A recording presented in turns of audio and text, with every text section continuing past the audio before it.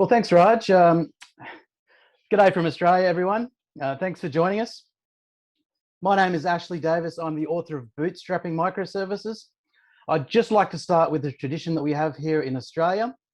I want to begin by acknowledging the traditional owners of the land from which I'm broadcasting, and I'd also like to pay my respects to elders past and present. I'm so happy to be here talking to you about getting started with microservices. Microservices obviously is a really large topic, and I could talk about this for hours. But I have to be strategic, and I want to keep it quite simple. Just so we can get through some of the basics, I want to describe what microservices are and why you might want to use them. I'm going to give a live demo of building a simple microservice from scratch, and we're even going to deploy it into production. So what we're going to do is we're going to create a Node.js microservice. We're going to build a Docker image from it, and we're going to publish that Docker image to a container registry, and then we're going to deploy a container to a Kubernetes cluster that I've prepared earlier. Okay, so you can see my contact details on the top right-hand corner of each slide. Please feel free to reach out to me by email or Twitter. Twitter is a good option as well, because I'm quite often on Twitter.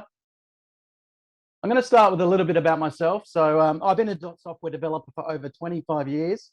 I've worked for many different companies, from the biggest enterprise to the smaller startups. I've worked on a whole bunch of different programming languages, APIs, frameworks, operating systems. I've done a bit of everything. I'm the developer of a product called DataForge Notebook. That's a cross-platform tool for exploratory coding in JavaScript and TypeScript. You can prototype your code with live visualizations and then later export to get your code into production. I'm also currently working on a new open source project called Duolevo, which is designed to really simplify the development and deployment of cloud-based applications. Please check it out on GitHub. It's open source, and we're looking for contributors so we can help move the project forward. I've written 2 books with Manning. My first book, Data Wrangling with JavaScript, shows JavaScript developers that they probably don't need Python, because most of what you need to work with data, it's already available in JavaScript. You just need to learn how to use it. And of course, my latest book, which is Bootstrapping Microservices, it's a practical and project-based guide to building applications with microservices using all the latest tools, focusing on Docker, Kubernetes, and Terraform. And all the examples of microservices in the book are built on Node.js and JavaScript. That's not a prerequisite for microservices. You can work with any language, kind of basically, in any technology stack with microservices, but that's the one I use for examples. And in this book, I lead you through building a small but complete microservices application. We start by creating a single microservice, which we package and build and publish using Docker. And then we ramp up to multiple microservices and simulate a microservices application locally using Docker Compose. Eventually, we create a Kubernetes cluster and deploy our application to it using Terraform. The content you're going to see in this talk, it's very much related to the book. So if you like what you see tonight, or this morning for you guys, you can definitely find that in the book. And please stay to the end. I think we've organized some copies of the book to give away, but I'm also going to have a discount code for everyone else. I'm contracting for a company called Schedulo. It's a really awesome company, and they're looking for developers. So they're looking in the UK, the US, Australia, and Vietnam. So if you happen to be in one of those parts of the world, please look up the careers page for Schedulo. Really cool company, really awesome product, scaling really quickly. So there's a lot of problems, a lot of interesting challenges that we got to solve. Before talking about microservices, let's quickly look at the alternative. Now, this is the thing we call the monolith, and it's really sort of what came before microservices. It's called the monolith. It's called monolithic because it's an entire application that runs in a single process. And traditionally, this is the most common approach to development, and it's actually still in really common use for developing backends and servers today. The typical wisdom is that it's easier to build a monolith than a microservices application. Well, that's true to some extent, but I also want to challenge that notion, because I think with modern tools, good automation, a commitment to a simple architecture, that microservices are easier and cheaper to build than ever before. So the choice of whether to go monolith or microservices, it's not as simple as it used to be. But what's so wrong with a monolith anyway that we want to replace it with microservices?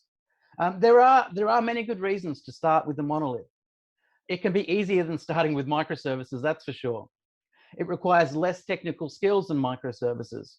It's a great starting point for an early stage product or testing the validity of a new business. A monolith is a great option for creating a small throwaway prototype.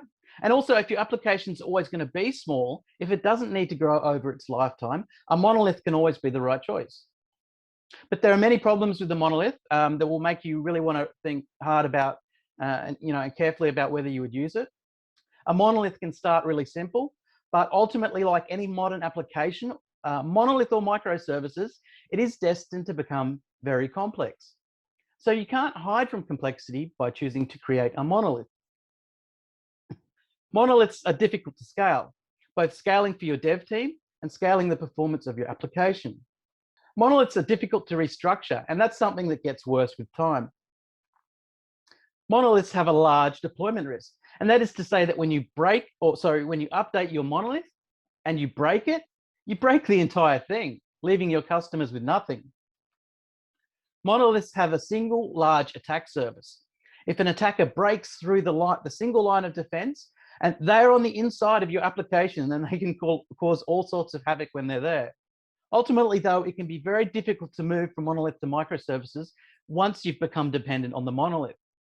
So, if your customers and your staff, your business, if they are dependent on your monolith, you have to move very carefully if you're going to restructure it to microservices. The organization is going to need to update its technical skills. The developers are going to need discipline and commitment, because you're going to have to follow a long-term strategy, and it could take a number of years to follow through with that transition. You also need to have a great testing regime. So if you have a monolith and you don't already have a great testing strategy in place, don't even start to think about converting to microservices.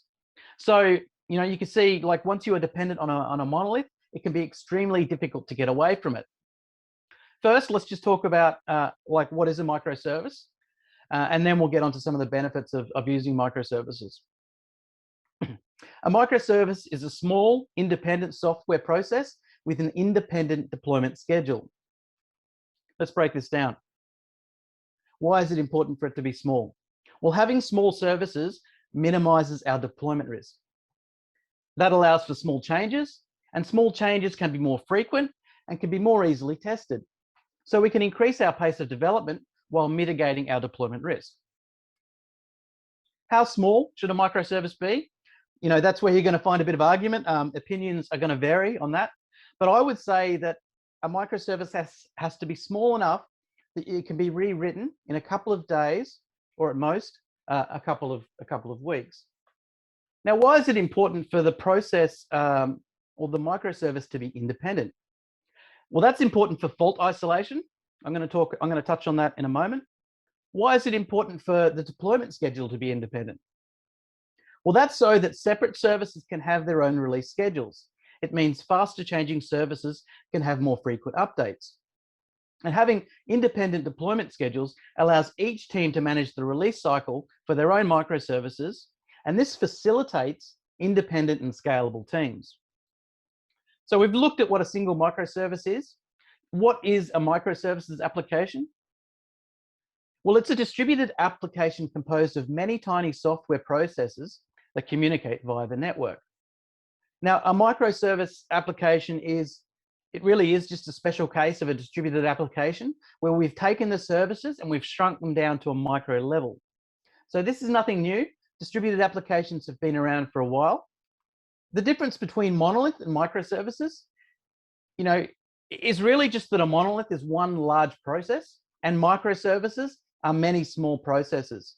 And they both actually live on a spectrum. You can see that I've got that in the diagram here. We've got the monolith on your left and the microservices on your right.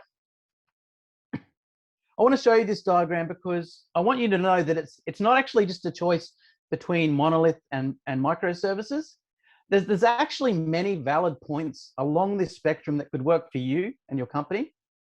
So what I'm saying is that your application can be composed of services of whatever size you want and whatever quantity you want. It all depends on your needs or your company or your project. Now, there are, of course, real benefits to steering yourself towards the right-hand side of this spectrum. And I'll come to that in a moment. But first, let's look at this question. Why is it that microservices have suddenly become so popular right now? Distributed applications have been around for decades. You know, why are microservices suddenly hitting the mainstream? Well, for one thing, we have great tools these days. And the modern tool set that we have is all automatable. And automation is very important because when we have many small services, we're naturally going to end up with like a lot of them. And we can only manage such a large amount of services if we can lean on automation.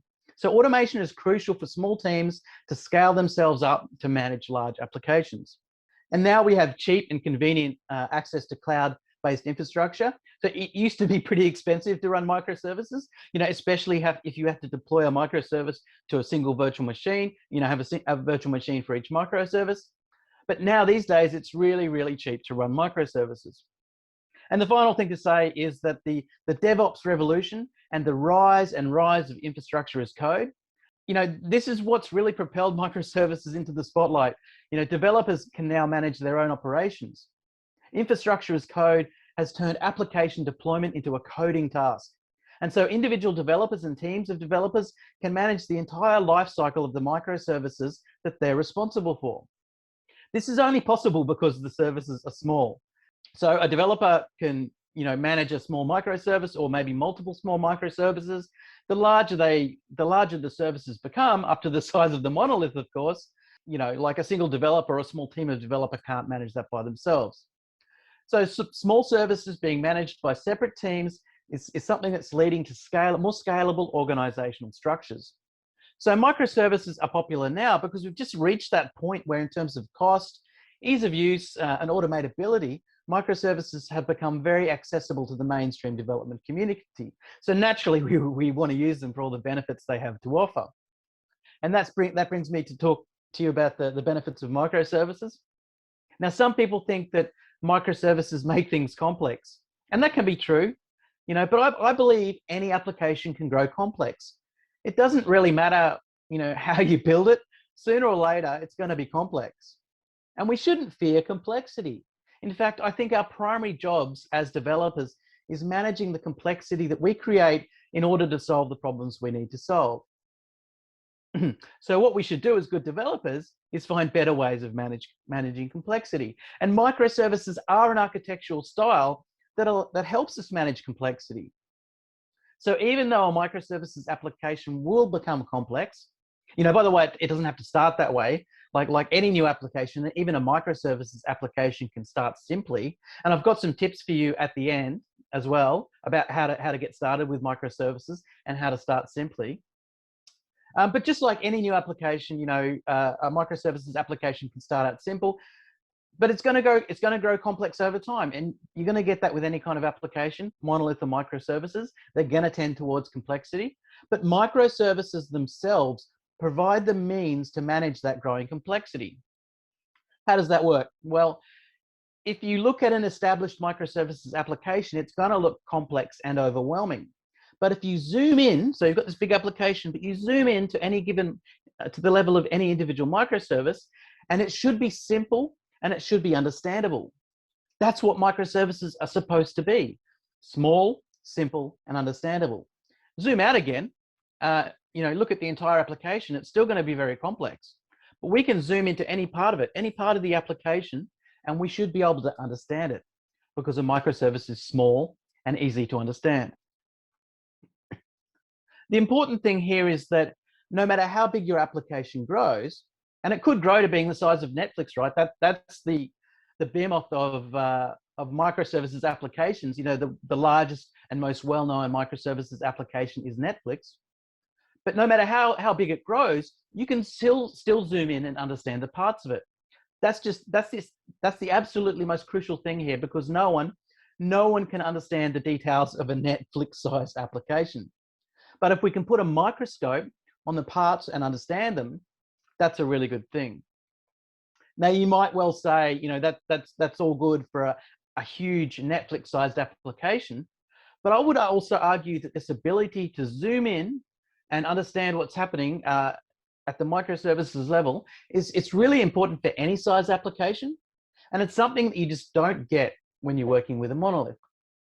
Okay, with microservices, we also get a fine-grained level of control over the application. And this allows for tight control over deployment, security, scalability, team structure, and so on.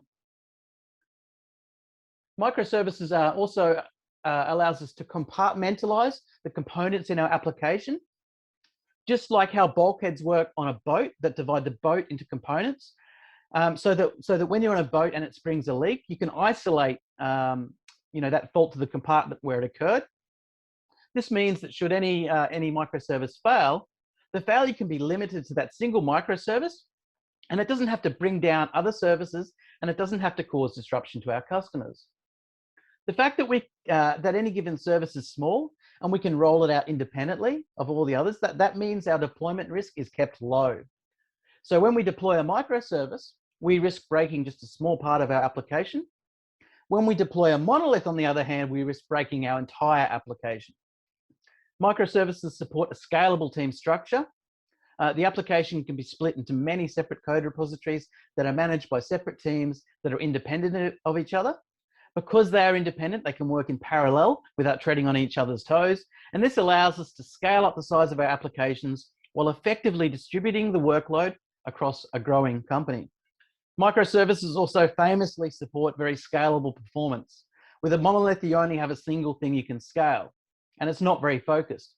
So there might only be a small part of the monolith that is causing a performance problem, yet you are forced to scale the whole thing. And scaling a monolith can get very expensive. With microservices, though, we have more options for scaling. Because the application is already split into components, you can choose to scale only those components that are the performance bottlenecks. So our scaling can be very focused and allows us a much tighter control on our running costs. Elastic scaling works pretty good with microservices as well, because microservices are smaller. So because they're smaller, we can spin them up much more quickly to meet peak demand. And then when demand dries up, we can spin them down again to save costs when they're no longer needed. The last thing I want to mention here might not be as obvious as the rest of the benefits of using microservices, but it's one of my favorites.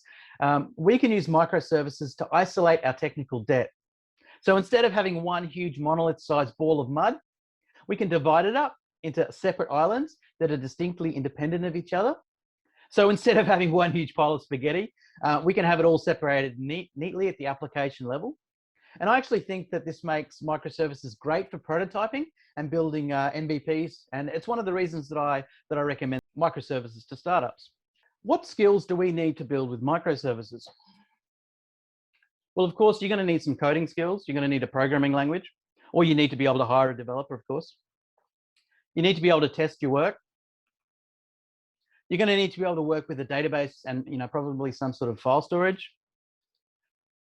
We need to be able to use some technologies that allow our microservices to communicate. And at its simplest, that's going to be making HTTP requests for direct communication between microservices. But we can also employ more advanced indirect techniques using message queues. And like any developer, we're going to need some debugging skills so that we can work out, what's gone wrong with our code when it goes wrong. Now, to make microservices scalable, developers need to be able to kind of manage their own operations, at least to some extent. And this varies from company to company. But usually, one of the things that you get with microservices is managing the whole life cycle, as well as the operational side of things. So we need to be able to build and package our microservices, and we must be able to deploy them to our production infrastructure. Ideally, we want to be able to automate deployment, which means that when we push our code changes to our code repository, we can have an automated process roll out these changes to production. Ultimately, we're going to need skills for debugging a distributed application as well, which is a little bit more difficult than debugging a single process. So we're going to need tools for monitoring and logging to understand what's happening across our microservices. And we're also going to need some sort of alerting to let us know when something has gone wrong. And the skills to be able to troubleshoot and isolate problems so that we can fix them. And finally, not so much a skill, more a quality, but you're going to need to have some discipline, because when building a large microservices application, it's really going to help if you can, follow some conventions and also be able to kind of keep on top of automated deployment and automated testing as well. Well, this has been a lot to take in. There's a lot here that you need to learn. But that's where my book, of course, my book, Bootstrapping Microservices, comes in. It has a lot of practical guidance to help you navigate the learning landscape for microservices. What I'm going to do now, though, is give you a live coding demo. I'm going to show you some of these skills in action. So please commence your prayers to the demo gods that this all works out. I'm going to do a little bit of live coding. So I'm going to make, the first thing I'm going to do is I'm going to make a really basic Node.js microservice. It's going to do almost nothing, but it's going to be a good starting point. I've got Node.js installed. I'm just working on a Windows PC here on the Windows command line, but everything I'm going to show you should work on Mac, and it should work on Linux as well. Now I'm just going to make a new directory. I'll call it today for today's demo. I'm going to start a new Node.js project here. So I'm going to use npm init to create a new project, and just use -y there, so it specs it all out, so I don't have to answer any questions. It's just going to give me some defaults. So it's created a package.json file. I'm going to open this up in Visual Studio Code, which is a really great coding environment that I recommend using. You can see here that all we've got is a package.json file. Don't have anything else there. But the first thing I'm going to do is make a code file. So I'm going to make a source subdirectory. This will be important why I created this subdirectory in a moment, and I'll show you. You'll see why in a moment why I created it like that. All I'm going to do here, I'm going to zoom in a bit so you can see what I'm doing. I'm just going to make a hello world program. So, I mean, that's as good a starting point as any, right? Just to show you that, you know, that's what it takes to make a Node.js program. And I just ran it. So I've got my hello world there. So that's how simple it is to get started with Node.js. But now I'm going to show you how simple it is to turn this into a microservice. Now, the first thing I want to do is I want to add a start script here. And this is just a Node.js convention. And you basically tell it how to run it. So now that I've done that, I can go back to my terminal and I can type npm start. And so that's just the conventional way to start a Node.js program. You don't have to know what the main file is. Like by convention, I've called it index. You don't have to know what subdirectory the main file lives in. Like it's just a convention that no matter how and what command line arguments you want to pass in, that's what's going to start it. Now, I would also, like normally if I was writing a proper microservice, you know, I'd do a git init, and I'd create a git code repository here, and I'd probably, you know, push it up somewhere. But I'm not going to worry about that. I'm just going to move through it a little bit quicker than that. I need to install a couple of packages now, so that I give my microservice some communication abilities. Now, the first one is Axios. So I'm going to npm install the Axios package, and that's just a package for doing HTTP requests. You can do that ordinarily with the Node.js standard libraries, but using one of these packages like Axios just makes it a little bit easier. So this is going to allow me basically to make HTTP requests to another microservice. The other thing typically you need is the ability to handle messages coming into your microservice as well. And for that, I'm going to use the Express library. So I'm going to npm install the Express library here. So these are all coming from the npm package repository, which is where you can pull down all the common kind of libraries and packages for Node.js that you might want to use. Express is like the de facto standard framework for making a REST API or a microservice. And with those two packages installed, I have like everything basically I need to talk to other microservices basically. Now I'm going to turn this into a little web server, right? I'm going to turn this into a little REST API. So I'm starting with hello world, but I want to expand that out now. Now the quickest way to do that, I could type it all in, that would take a while, is I'm just going to go and find the hello world example from the Express library, which I have open here. And so this is the docs, the getting started docs for the Express library. Really awesome documentation. And I often just start by copying this. So I'm going to put that in there in place of hello world. And you can see that we're, you know, importing the Express library here. And then we're defining a simple kind of REST API here that prints that when we hit this REST API, not really a REST API, more like a web page at this point, but it's going to print out hello world in the browser. And then we're listening for incoming HTTP requests. So let's get this online. Type my npm start, and I should have a little tiny web browser, or web server running at localhost 3000. So you can see that I've just hit localhost 3000 and we get the hello world message. So simple as so far, nothing too exciting there.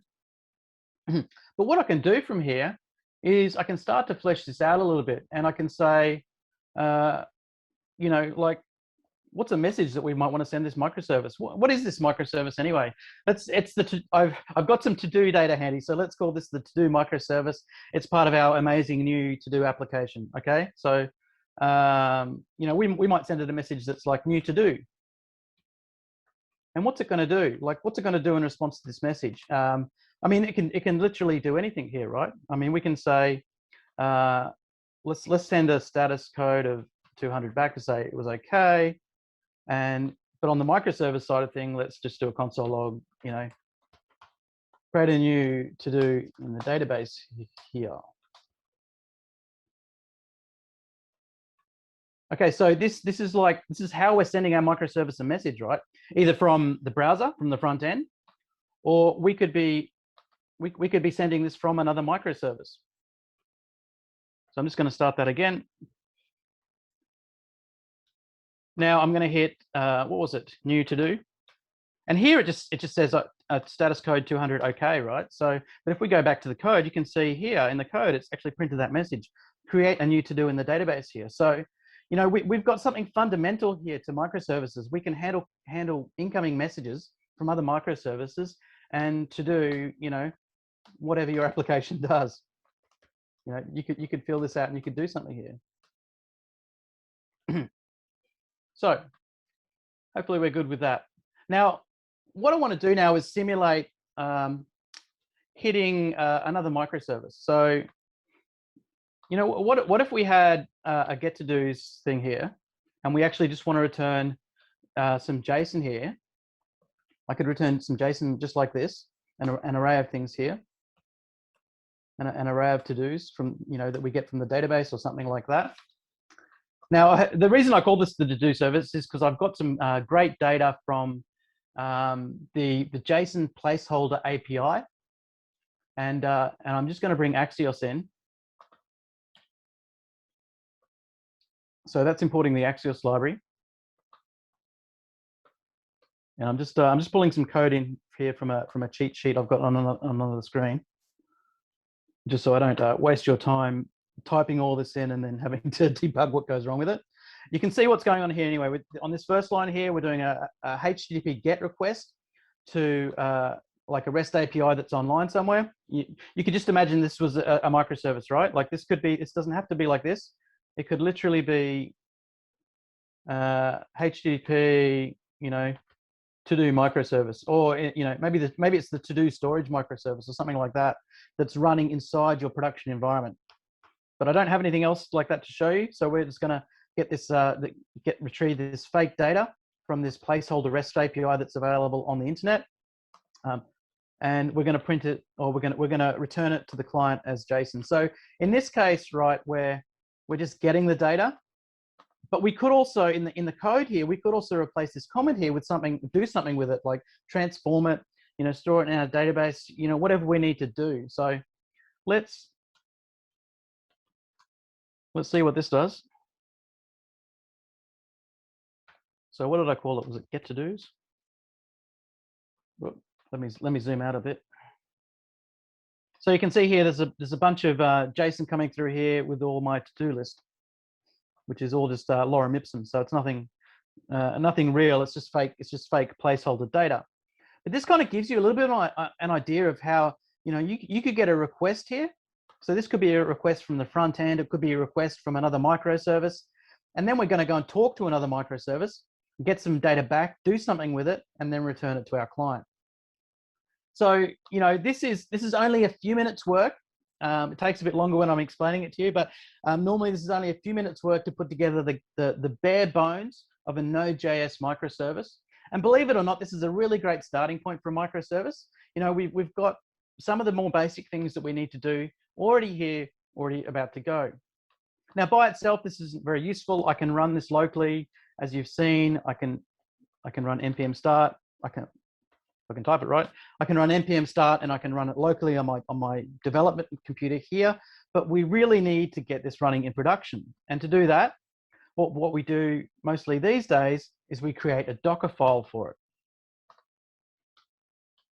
So it's literally just called Docker file. And we start that off with a command called from, which tells us what we're going to base our Docker image on. And so there is a pre-existing Node.js image, which I've previously downloaded, so we don't have to wait for that to download, which is good. So I've already got that on my machine.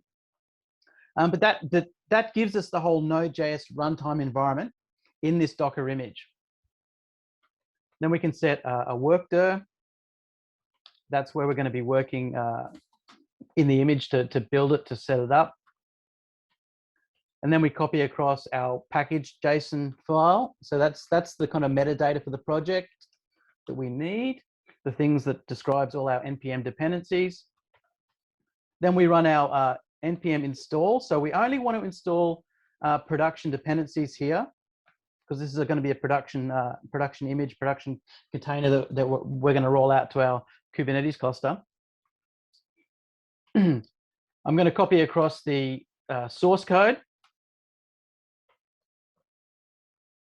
So at this point here, we've copied across our package file into our Docker image. We're installing our production-only packages. So the reason we're only doing production packages is because we might have installed dev dependencies, and in fact, usually I will have things that will help using development or testing that I don't want to go into production, and this will only install the production dependencies there. We're copying our code in, and the final thing we have to do is tell it how to start. And with Node.js, that's usually npm start. So that is a Docker image, a Docker file, sorry, that we're going to use to build a Docker image. Let's do that now. So I'm just going to show you that I've got, I do have some Docker images locally already. See, there's the Node.js one that I pre-downloaded, so we don't have to wait for that to download. All the rest of this stuff here is to do with my local Kubernetes cluster that I've got running under Docker Desktop. You don't have to worry about it. I mean, this is the main thing. And we're about to build a new Docker image for our microservice, and it's going to appear in this list in a moment. And you can build that simply as, let me show you what version of Docker I'm running first. I'm running Docker 2010-16. I'm going to do this simply with Docker build on the current directory. That's all. That's all you need to do to build a Docker image, and a fairly simple one at that. So now if I run Docker image ls again, you should see my new image. So it doesn't have a name. I didn't give it a name, but it does have an ID. So if I want to run that without having to name it, I can just take this ID and copy it, and then I can do a Docker run command. I'm going to tell it to open port 3000 because that's where my web server is listening, and then I tell it the ID. So now we're running this, and we're running this in a Docker container rather than running it directly under Node.js on this computer. And I can take that. There won't actually be anything there because we didn't actually do that, did we? But if we go to get to dos again, there you go. So I've just built that just while you were watching just now. I've created a Docker file and built that into a Docker image. So I've done this many times. Obviously, I can go through this quite quickly, but I can. You do see that there's no magic here. It's all like step by step stuff. Each step building on the next step. Now, normally when I'm doing development, I have two types of Docker files. I have a development Docker file that does load. It doesn't bake the code into the Docker image. It kind of loads it live, and as you're working and changing the code, it updates what's running in the container while you're working. So really, really important for a fast and efficient workflow to be able to do that.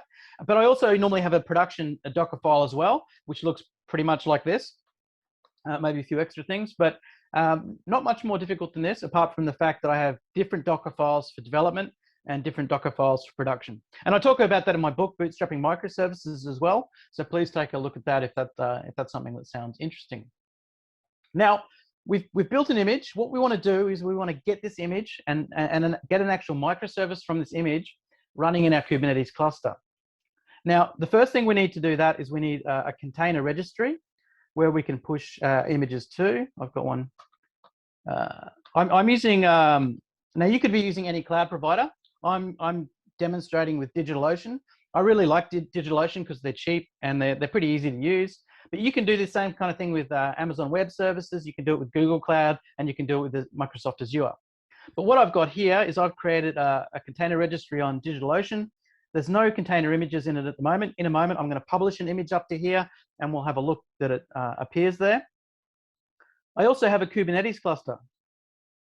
So this is something, again, really simple to create these things as well. So DigitalOcean makes it fairly simple. You can just sort of come in here, do create Kubernetes cluster. It's a couple of clicks and you will have a cheap Kubernetes cluster. Like I think this one costs like $10 a month to run or something like that. All right, but let's focus on the container registry for the moment. This is where I want to get my image. What do I need to do to get it there? Well, for a start, I need to do my Docker build again, but this time I want to tag it. I want to tag it with the name of the container or the host for the container registry, which is DigitalOcean, the name of the container registry itself, the name of my image, I'm just going to call it Hello World, and the version number as well, which you can change each time. So I could have just tagged the image that I built, but instead I've just built it again. You can see it takes only moments. But if I do a Docker image ls now, you can see this table's a bit wacky now that the name's so long, but you can see here's the image that I just tagged. So when you tag it that way, you're basically telling Docker where you want to send it. The next thing you want to do is you want to kind of log into your Docker registry, which is, a case of doing Docker login, give it your username, give it your password. I've got this all set up so that I can have my password, as it were, in an environment variable and just pipe it in. But I'm just going to show you how I do that. It's quite a long command. But what we're doing here is we're piping the contents of an environment variable into the Docker login command. I am now logged in to the container registry running on DigitalOcean. So what I can do now is I can push the Docker image that I created. So for that, I use the Docker push command, and I tell it this is the tag that I added to that image. So including the host name where it's going, the container registry on that host, the name of the image that I'm pushing, and the version number, which I'll increment each time I change the code. So this is going to take a moment or two, hopefully not too long. While that's pushing up there, so we'll see it appear here in a moment, but while it's pushing up there, I'm going to show you inside my Kubernetes cluster. So I've created a cluster here called Demo Cluster in DigitalOcean. And if I click on the Kubernetes dashboard here, that's going to open up the dashboard that shows me what's running in my Kubernetes cluster, which is hopefully going to be nothing if I cleared it up from my practice earlier. But I'm just going to look at the default namespace, because of course there is a lot of stuff by default in your Kubernetes cluster, but usually it's all system stuff. But if I look at the default, there's virtually nothing. So you look here, there's nothing to display because there's no application, there's no microservice that is yet deployed to this Kubernetes cluster. And I'm going to do that in just a moment. Okay, so our Docker image has been pushed up to the registry, which means I can go back and have a look at the registry here. I might have to refresh this. Let me just refresh it. So you can see that I've got like a Hello World image here now with one tag. And if I expand that out, you can just see it's basically version number 1. But as we added new versions here, you would see more and more images kind of stacked up in this list. Now let's get this thing running on Kubernetes. Now I've actually pre-prepared some configuration that I'm just going to reuse, because otherwise it's just going to take way too long to type in. But if I can copy that from my practice earlier.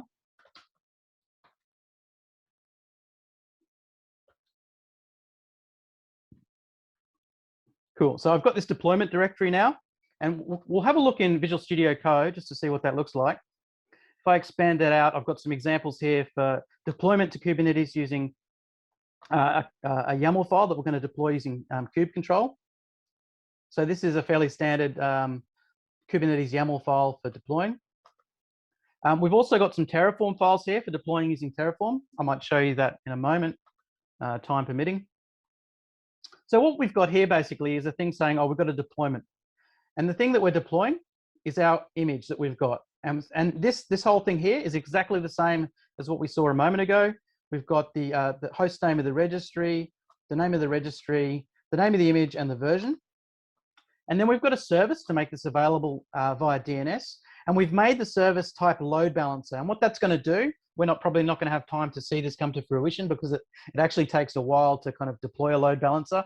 But that will make this service accessible from the outside world, which is a good, good choice for our testing, because I want to be able to kind of show you that it's there, even though we're probably not going to wait for it. But if it was a gateway microservice, like a gateway to the outside world, that would be a good choice as well.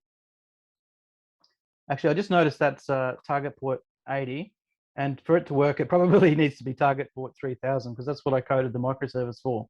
So now how I'm going to get this to Kubernetes is I've already got configured the kubectl application, so I can show you that now. We can run it kubectl version, and you'll be able to see what version we're running. So I can use this command, and I can see like how many nodes, how many virtual machines have we got powering our Kubernetes cluster? And there's one. I'm keeping it cheap, right? I've only got one node powering my cluster. We could see that is there any pods, like, and pods are like containers. So there's nothing running there yet, but that's what I'm about to do. So I'm going to do kubectl create from a file, and the file is going to be that deployment file we just looked at. So this is now that image that we just deployed, or that we just published to the container registry. We have now just told Kubernetes to deploy that to the cluster. So if I run kubectl get pods now, we should see the Hello World program is running. And if I get back these services, it should tell me that there is a pending external IP. So this is the Hello World service, the thing that makes the Hello World container accessible via DNS. And because we made it a type load balancer, it's going to be very soon it's going to be reachable from the outside world. But we're probably not going to see that in this talk, because it can take a while for that thing to finish. And to be honest with you, I just want to blow this away and delete it right now. But I will also show you the Kubernetes dashboard here. So now we do have some stuff running here. We've got one deployment. That's our Hello World deployment. We've got one pod. Oh, and we could have had as many pods as we wanted as well, by the way. So if you notice, there's a replicas field here. If I change that to 10 and deployed that instead, we'd now have 10 copies of that microservice, load balanced, of course. So we're distributing our load across all of them. So that's how easy it is to kind of go from one, to multiple replicas running in production with Kubernetes. But I'm going to show you quickly. I think we've got time. I'm going to show you quickly how to do this with Terraform as well. And I cover Terraform much more extensively in my book, Bootstrapping Microservices. But before I do that, let me delete what I just created. We call it deploy.yaml. So that is gone. Now we should see it disappear from here. So the pod's on its way out, terminated, completed, it's gone. So we just undid what we just did. We just undeployed our Hello World service and removed it from the Kubernetes cluster. Now, why would this is fairly simple? It's a fairly simple and straightforward way to deploy an application to Kubernetes. Why would we want to use Terraform? Well, the thing about Terraform is it's more of a real programming language than YAML. So YAML is just a configuration language. It doesn't even allow you to do really simple templating. So it can be really painful to use YAML files. But Terraform is like a templating language. It's got modules and code reuse. It's got variables and like if statements and stuff like that. But most of all, it remembers its state, and so it can use that to be much more intelligent. And I could talk more about it, but like honestly, if you want to learn more about Terraform, please take a look at my book, Bootstrapping Microservices. But I am going to just give you a quick demo. So there's a Terraform directory here. I will make all this code available as well. So I'll tell you about that in a second. Let's just get this Terraform code online. So we've got some Terraform code here in this directory. Let's have a quick look in Visual Studio Code to see what this looks like. So the main one is the service.tf. So tf is a Terraform file. And we've got a thing here that describes our deployment. So if I just collapse that and expand it, that is what describes our deployment. It's very similar. It's basically the same as what you get in the YAML file, but it's just in a different format. Again, you've got the replicas. So we could set it to 3 replicas. We could set it to 10. We've got the name of the image, which is set to the image that I've published up to the container registry. We've got a service here that makes it available via DNS. and we've set the type to load balancer.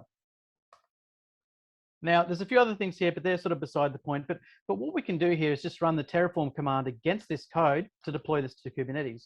And so as I've been doing, I'll show you the version. So I'm actually using version 0.15.3, which is like way behind now because the official Terraform version 1 has come out, but I just haven't upgraded to it yet. So I'm still doing my demos on an older version of Terraform, but hopefully I will upgrade that pretty soon. Now, the first thing you have to do when you run Terraform is do an init. So this downloads plugins and stuff that it needs to do its work. You only have to do this once, and then you can apply the Terraform code as many times as you want. And then to actually run the Terraform code, we run the Terraform apply command. So you see that there? That's the Terraform apply command. I'm piping in my authentication details here, so I don't have to type that out. I do want to tell it which cluster to use, which is the cluster name demo cluster. And this is about it, right? This is going to push our deployment, our container out to Kubernetes. I just, it gives us a bit of information here. All this is information here about what it's going to do, what it's going to add, what it's going to change. Normally, you'd want to look at that a lot more carefully just to make sure it's not going to break your cluster. But this is a demo, so let's just put it through.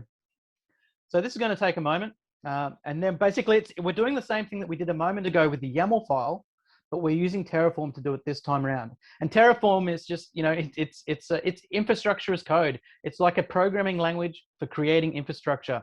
You can use it to create virtual machines. You can use it to create Kubernetes clusters, and you can use it to create the services inside the Kubernetes cluster as well. So it's just this one incredible configuration programming language that you can use across all the cloud providers. So I'm using it here to talk to DigitalOcean, but you can use it to talk to AWS, Google Cloud, Azure as well. It's a really amazing bit of kit to have in your toolkit to write code, to create infrastructure and deploy applications. Hopefully, it's not going to take too much longer. So while that's going, and we'll see it complete in a moment. I'm just going to show you. This is my GitHub page. So check me out on GitHub. Ashley Davis on GitHub. That's my username there. I'm going to put the code on GitHub in the next couple of days. The code that you've seen me create tonight. So please come and check that. Also look out for announcements on Twitter. So I'm Ashley Davis 75 on Twitter. And this is where I kind of do announcements about stuff like this. So once I put the code online, I will tweet about it. Please connect with me on Twitter. I'd love to speak to you there. This thing's still going. You know what? I don't think we really need to see this complete anyway, because it does the same thing as what we saw before.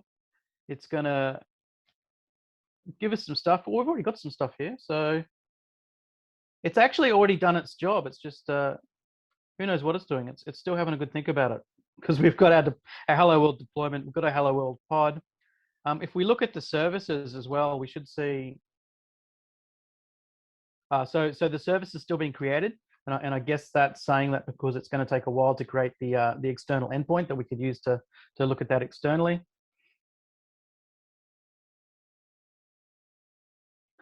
I think I'm just going to leave it at that. Let's move on. We can come back and check that in a moment just to see if that's finished.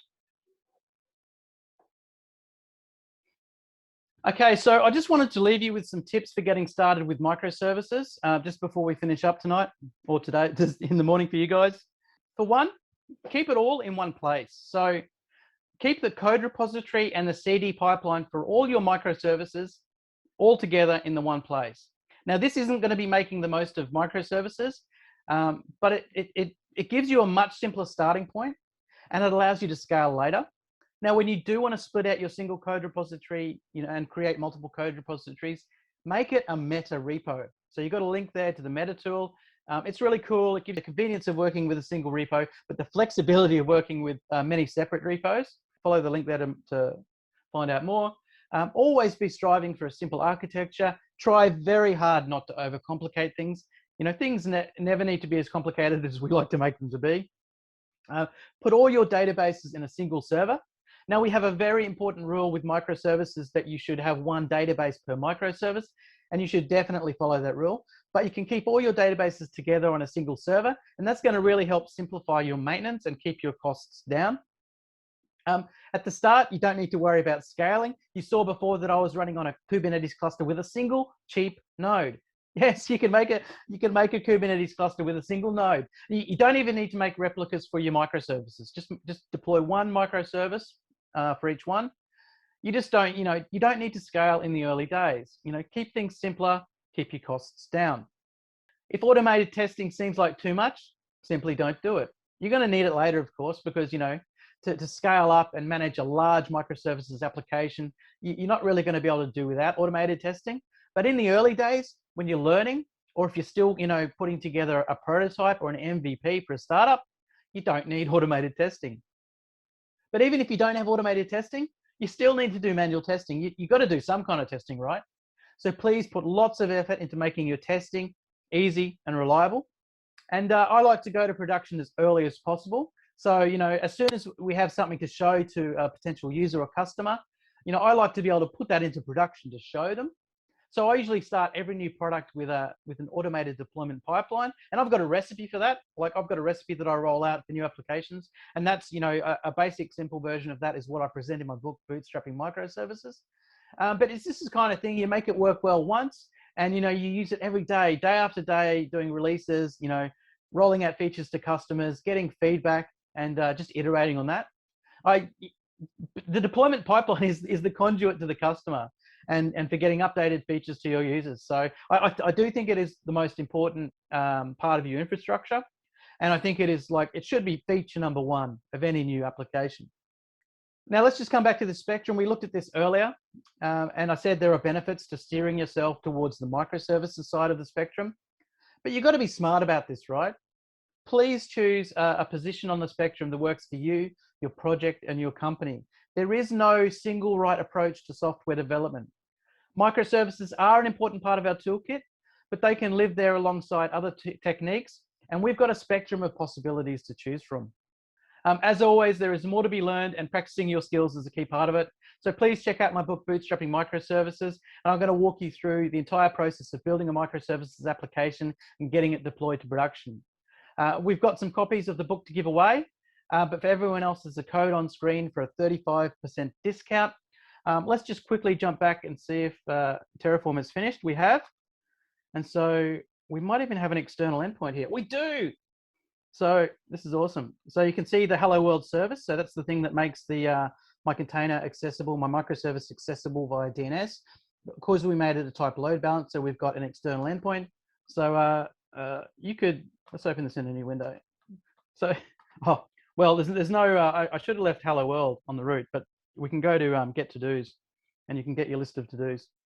If you feel like typing in that IP address, have a look. It's there. It's, anyone can use it. I've just deployed that. It won't be there for long. I will delete it very soon. Anyway, please catch me on GitHub or on Twitter. Feel free to send me an email. It's been an absolute pleasure and a privilege to be able to talk to you. And thanks so much for listening.